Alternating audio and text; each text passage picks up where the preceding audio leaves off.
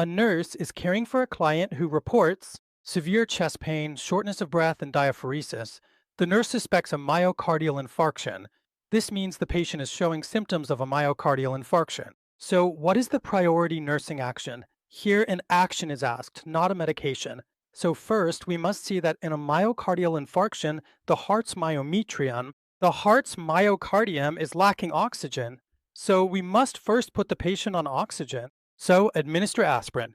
Here, the first medication isn't being asked, it's asking what your first action will be. So, the first action we must take is you must check airway, breathing, and circulation. You've seen that whenever priority comes up, check ABC, airway, breathing, and circulation. So, in this, we'll first need to give the patient oxygen because there's an oxygen deficiency.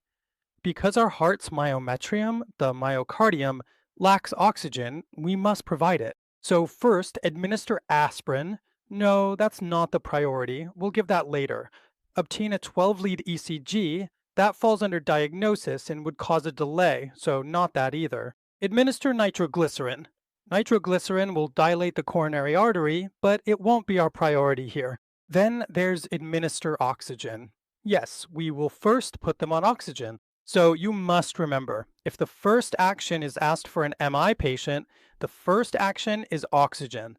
If the question asks which medication to give first, you give aspirin. You can remember this sequence like this. First, you give oxygen, and after oxygen, you give aspirin. And after aspirin, you give nitroglycerin, and after that, you give morphine.